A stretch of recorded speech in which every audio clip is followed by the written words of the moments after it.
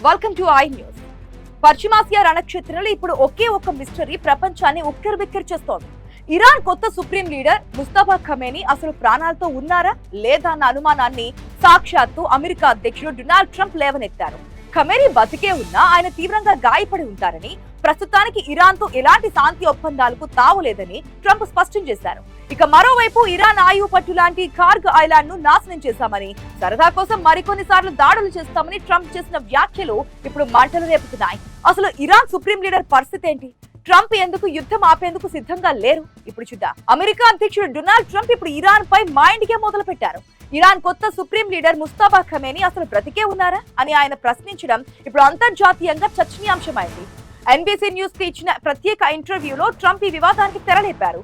ఫిబ్రవరి 28 జరిగిన దాడుల్లో ఖమేనీ తీవ్రంగా దెబ్బతిన్నారని, ఆయన ప్రస్తుతం పనిచేసే స్థితిలో లేరని, లేక అసలు ప్రాణాలతోనే లేరేమోనని ట్రంప్ సందేహం వ్యక్తం చేశారు. ఇరాన్ వైపు నుంచి శాంతి ఒప్పందం కోసం ప్రతిపాదనలు వస్తున్నా ట్రంప్ మాత్రం ఇప్పుడే వెనక్కి తగ్గేది లేదని భీష్మించి కూర్చున్నారు.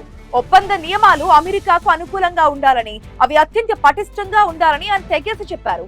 ఇక ఇరాన్ చమురు ఎగుమతులకు గుండెకాయ లాంటి కార్గ్ ఐలాండ్ పై అమెరికా జరిపిన దాడుల గురించి మాట్లాడుతూ ట్రంప్ మరింత సంచలన వ్యాఖ్యలు చేశారు.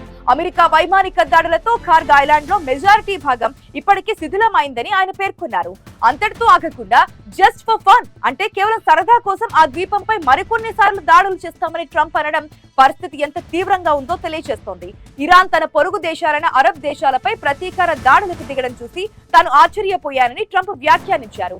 అయితే అమెరికా వాదనను టర్కీ విదేశాంగ మంత్రి హకాన్ ఫిదాన్ కొట్టిపారేశారు.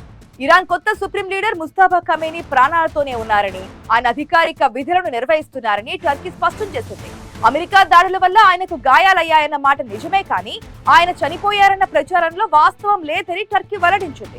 ఒకవైపు ఇరాన్ పతనం ఖాయమని ట్రంప్ అంటుంటే, మరోవైపు ఖమేనీ క్షేమంగానే ఉన్నారని మిత్ర దేశాలు చెబుతున్నటువంటి మాట.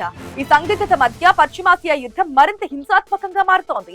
ట్రంప్ తన తదుపరి లక్ష్యం ఏంటని ప్రకటించకపోవడం గల్ఫ్ దేశాల్లో టెన్షన్ ను రెట్టింపు చేస్తోంది.